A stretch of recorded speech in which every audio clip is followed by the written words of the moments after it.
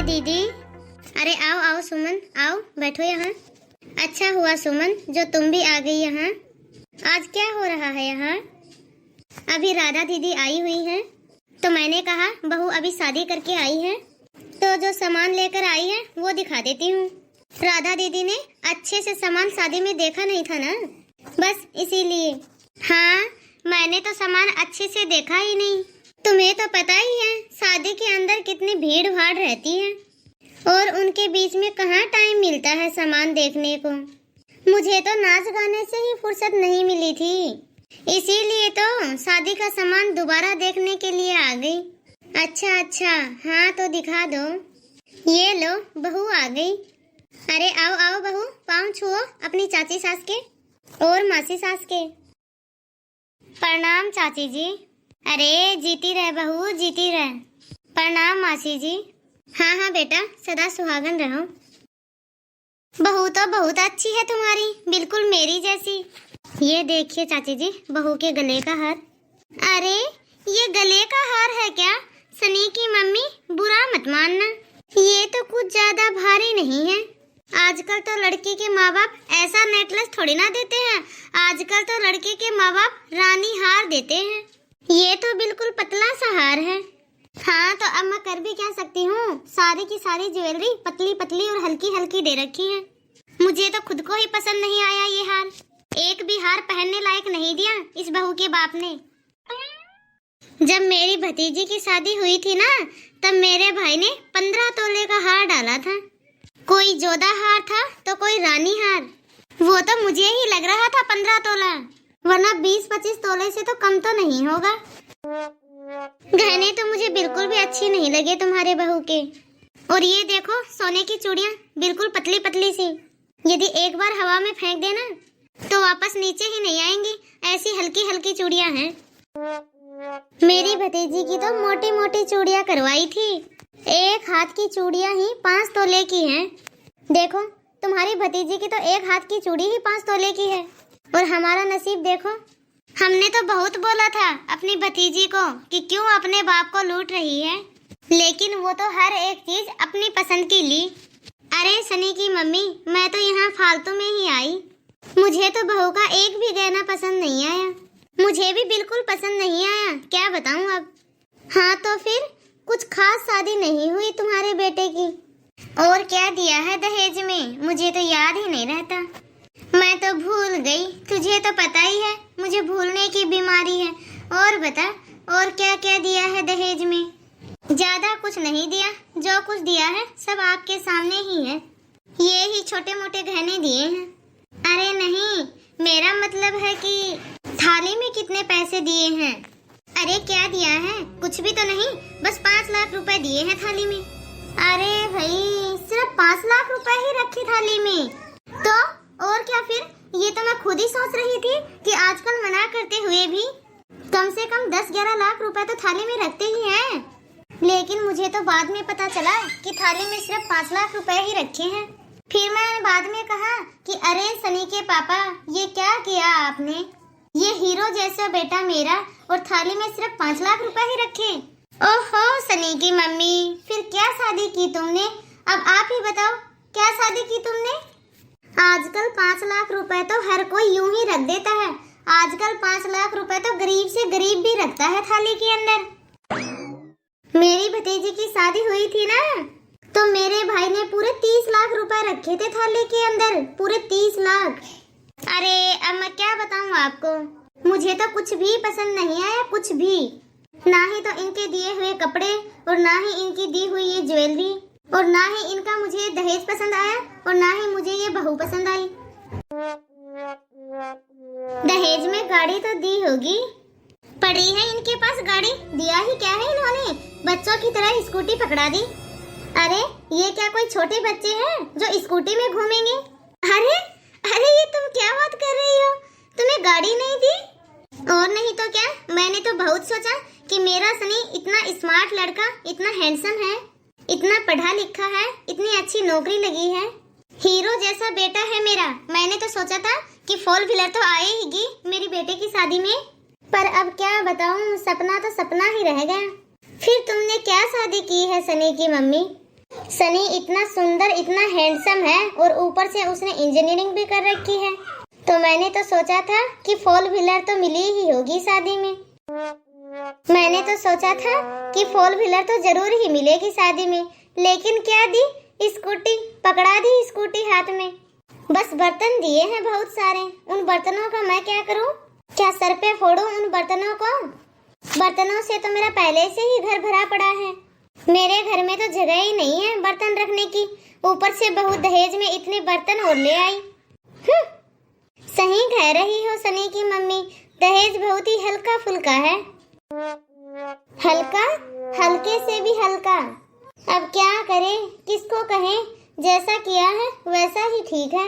अरे ये तो बेटी के बाप को सोचनी थी ना, उसी को सोचना था कि बेटी की शादी कर रहा हूँ तो ऐसा सामान दूं शादी में कि आगे जाके सबको पसंद आए। अरे हम तो मांगेंगे नहीं दहेज, लेकिन कम से कम उनको तो सोचना चाहिए था ना। हाँ ये तो है, थोड़े ही दिन और रुक जाती तो मैं तुम्हारे बेटे के लिए ऐसा रिश्ता लेके आती कि घर भर देते तुम्हारा पैसों से। अब गाड़ी तो आई नहीं तुम्हारे यहाँ, बस आई है तो लाड़ी आई है। लेकिन मम्मी जी, आपने ही तो कहा था कि आपको दान दहेज कुछ भी नहीं चाहिए। हे भगवान, चार बातें क्या कर ली हमने तो। तुम्हारी बहू तो आंसू की नदियां ही बहाने लग गई। हाँ तो मैंने कहा तो क्या हो गया? मैं ऐसे थोड़ी ना कहूंगी कि तुम लोग मुझे दहेज दो, मुझे गाड़ी दो या फिर थाली भर के पैसे दो। मुंह से थोड़ी ना मांगेंगे। क्यों, मैं सही कह रही हूँ ना? ये तो तेरे बाप को सोचना था। हाँ ये तो सही है, कोई भिखारी थोड़ी ना है जो मांग के दहेज लेंगे।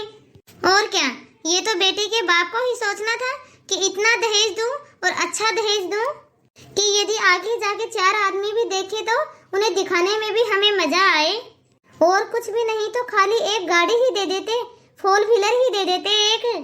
अब बहू तुम्हें रोने की कोई जरूरत नहीं है। वो कहते हैं ना कि लोग खाए बिगर रह जाएंगे लेकिन बोले बिगर नहीं रहेंगे। हाँ हाँ ये तो तुम सही कह रही हो, लोग खाए बिगर तो रह सकते हैं लेकिन कहे बिगर नहीं। लोग ये थोड़ी ना कहेंगे कि बहू दहेज कम लेके आई है या फिर दहेज कम दिया है। ये तो सब दिख ही रहा है। हम नहीं बोलेंगे तो कोई और बोलेगा। अब किस किस के सामने ये आंसू की नदियां बहाओगी, किस किस के सामने रोओगी? अरे दीदी, आपको इतनी ही दिक्कत थी या फिर दहेज को आपकी इतनी ही इच्छा थी तो मांग के ले लेते, बोल देते बहू के पापा को, वो दे देते आपको दहेज। अरे सुमन, तुम ये कैसी बातें कर रही हो? मांग के थोड़ी ना लिया जाता है दहेज। क्यों, मैं सही बोल रही हूँ ना? और वो तो देने वाले को ही समझ जाना चाहिए। और वैसे भी वो जो भी देता उससे उसकी बेटी ही सुख पाती ना। ये तो आप सही कह रही हो सनी की मम्मी। ना ही तो आपको चाहिए दहेज और ना ही मुझे चाहिए दहेज। जो भी देते वो उनकी बेटी के ही तो काम आता। यदि आपको दहेज में गाड़ी ही चाहिए थी तो आप खुल के ही मांग लेते। अरे सुमन, तुम ये कैसी बातें कर रही हो? मैं क्या भूखी हूँ दहेज की? मैं दहेज की भूखी नहीं हूँ। ये तो अगले सामने वाले को ही सोचना चाहिए। तो फिर उन्होंने अपने हिसाब से तो दहेज दे ही दिया। दीदी मुझे ना समझ में नहीं आ रहा, एक तरफ तो आपको दहेज चाहिए, दूसरी तरफ आप दिखावा कर रही हो कि नहीं भाई हमें तो कुछ भी नहीं चाहिए। जब आप शादी की बात करने जाते हो तब तो बोलते हो कि नहीं नहीं हमें तो कुछ भी नहीं चाहिए। तब तो आप बोलते हो कि नहीं नहीं आप अपने हिसाब से देख लेना। जब वो अपने हिसाब से करके बहू शादी करके आती है तो फिर आप बोलते हो कि दहेज नहीं दिया। फिर बातें बनाते हो कि ये नहीं दिया वो नहीं दिया। लेकिन उस टाइम पे तो आपको महान बनना होता है कि नहीं नहीं हम तो कुछ भी नहीं लेंगे, हमें तो खाली लड़की ही चाहिए, 2 जोड़ी कपड़ों में ही लड़की को भेज दो। दीदी एक बात बताऊं आपको, जब एक बाप अपनी बेटी की शादी करता है ना, उस बेटी के हाथों की मेहंदी उतर जाती है। शादी में दिया हुआ दहेज खत्म होने को आता है, लेकिन जब लड़की के बाप के सर पे कर्जा हो जाता है ना, उस टाइम वो कर्जा फिर भी नहीं उतरता। आप जैसे लोगों की वजह से दहेज के बहुत बड़े लालची लोग बैठे हैं। तब तो भर भर के दहेज चाहिए आप लोगों को, और ऊपर से दिखाओगे कि नहीं हमें तो दहेज नहीं चाहिए, हमें तो कुछ भी नहीं चाहिए। और ऊपर से क्या सोचते हो कि बड़ी गाड़ी आए तो अच्छा, भर भर के दहेज आए तो भी अच्छा, बहुत सारे पैसे आए तो भी बहुत अच्छा। अरे इतना तो सोचो, एक बाप अपनी बेटी को पाल पोस कर पढ़ी लिखी बेटी आप लोगों को दे दी, फिर भी आपके दिलों में दहेज की भूख रह गई। आप जैसे लोगों की वजह से कितने लड़कियों के बाप कर्जे में डूबे हैं, वो कभी कर्ज से बाहर ही नहीं निकल पाते। क्यों? आप जैसे लोगों की वजह से।